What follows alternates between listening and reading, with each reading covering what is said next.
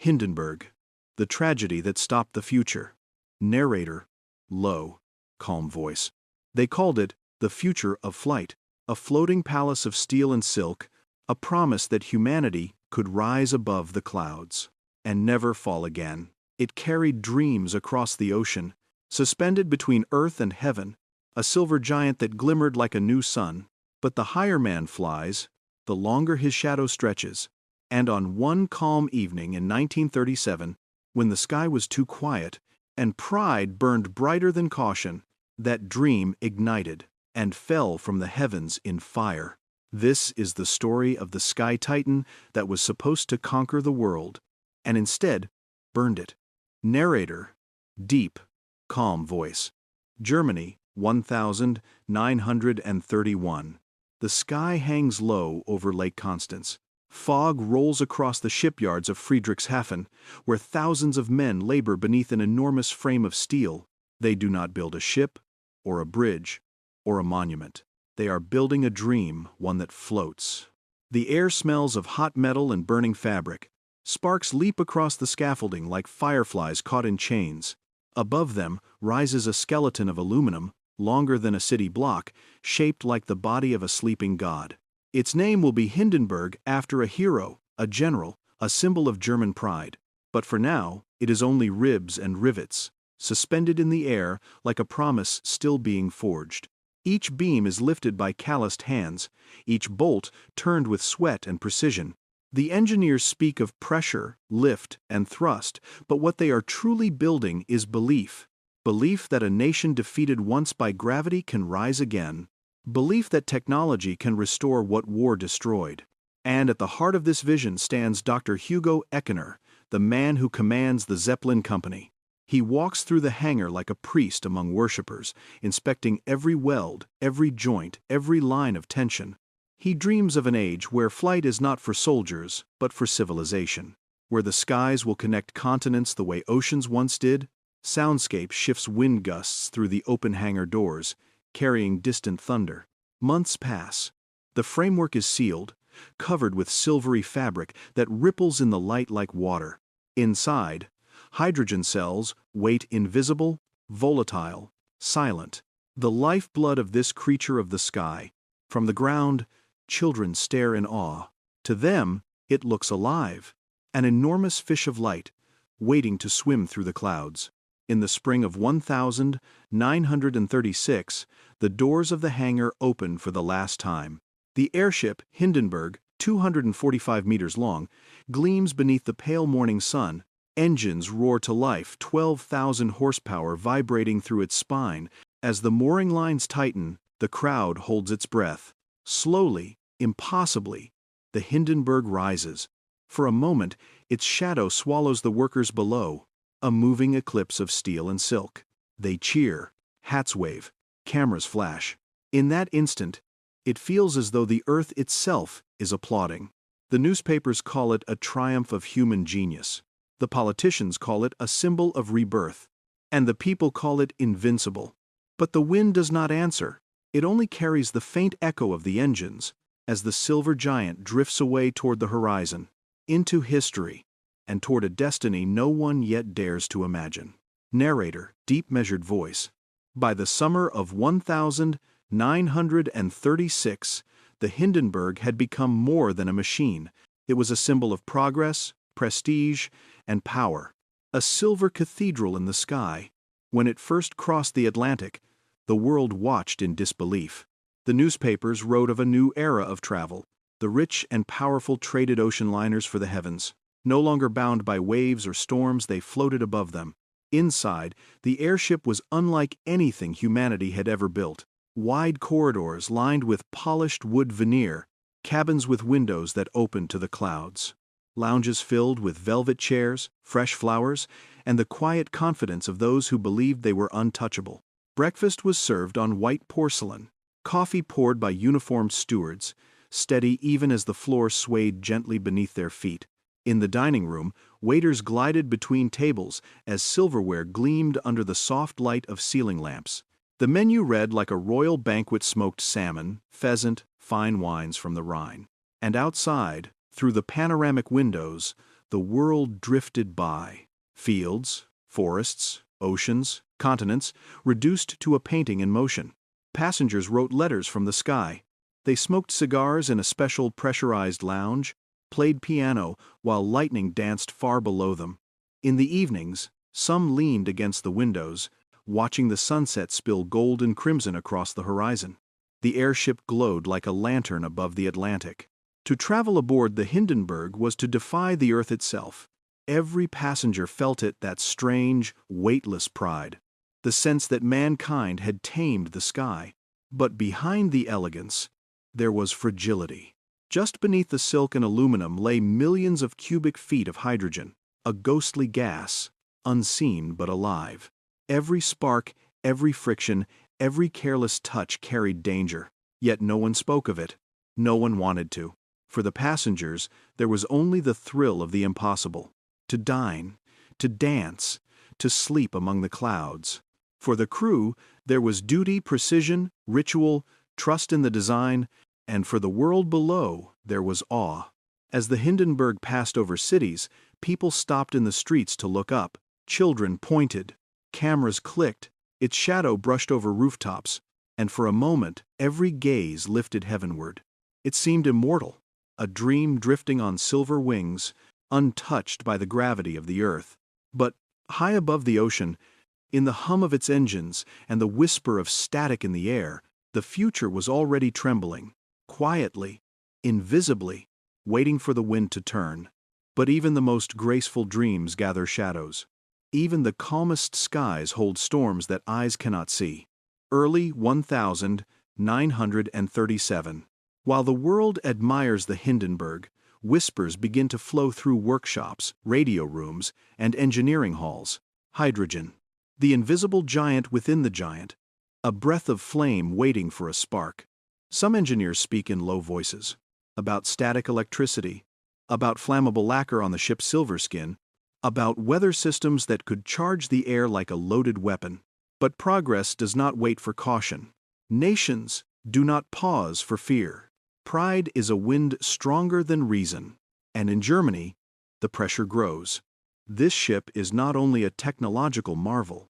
It is a banner, one stretched beneath a rising flag, a symbol for a government hungry to prove its strength to the world. The Hindenburg must fly. It must break records. It must show power, precision, perfection. So warnings become background noise, concerns become footnotes, and the sky, silent and wide, prepares its stage. Sound. Quiet static crackles, subtle, uneasy. In the hangars, mechanics wipe condensation from the ship's curved skin. They hear the soft snap of electricity in the air, like tiny lightning bolts trapped inside silk. They feel it, that strange tension before a storm. But when they look up at the silver colossus suspended before them, they see only beauty, only promise, only destiny. And destiny has a way of whispering louder than doubt. Spring arrives. The final flights are planned. Passengers pack elegant luggage, buy tickets to the sky, and write letters saying, "I will arrive in America not by sea, but through the clouds." No one can imagine that the next voyage will carve itself into history, not as triumph, but as warning. A warning carried not by wind, but by fire. Narrator, slow, tense. May 6th, 1937. Evening over the coast of New Jersey. The sky is calm, unnaturally calm. Below, fields glisten after a passing storm, and above them, suspended in the golden light of sunset, the Hindenburg appears. For those on the ground, it is a breathtaking sight. A gleaming silver whale drifting through the clouds. Reporters, photographers, families, all gathered at Lakehurst Naval Station, waiting for the landing. Children wave flags. Cameras click. A new world, descending gently from the sky. But inside the ship, the air is different. It smells of moisture and metal.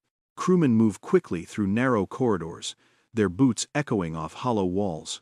They check pressure gauges, adjust valves, measure the static charge that crawls invisibly across the ship's skin.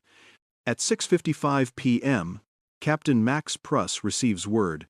Winds from the southwest, gusting. He nods, calm. experienced. The Hindenburg has faced storms before. He orders a slow descent. The engines throttle down. The massive airship begins to tilt gently forward. Ropes uncoil from her belly, snapping, twisting, swaying in the damp air. Sound. Rain hissing faintly on metal, ropes whipping in the wind. Below, ground crewmen grab the mooring lines, their boots sinking into wet soil. They brace themselves as the silver giant looms above them, a mountain of gas and fabric, charged with invisible energy. And then, a sound. A pop. Soft. Harmless. Like someone tearing a sheet of paper in another room. No one notices. Not yet. But in the control car, one officer glances upward. He smells something sharp, metallic. He opens his mouth to speak. And the world explodes. Sound. Deafening roar of flame, metal tearing, human screams. In a fraction of a second, the rear section bursts open. A column of fire shoots skyward, bright as lightning, hungry as hell itself. Hydrogen, 16 tons of it, ignites.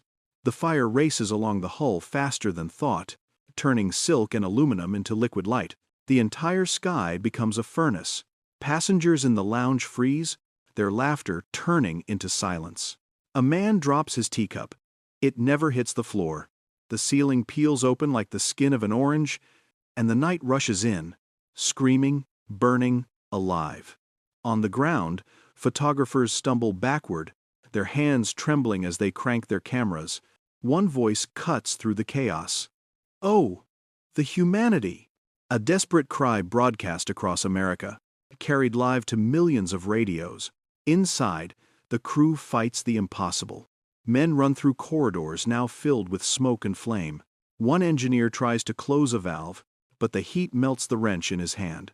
Another kicks open a hatch and throws passengers out, saving them by dropping them into the fire below. The Hindenburg tilts sharply. The nose points skyward. The stern, engulfed, collapses inward. The once proud airship folds in half, its spine snapping under its own weight. The ground crew runs for cover, but many stay reaching toward the wreck, pulling out survivors through walls of heat. Boots melt on the soil. The air screams with the sound of burning hydrogen. 40 seconds.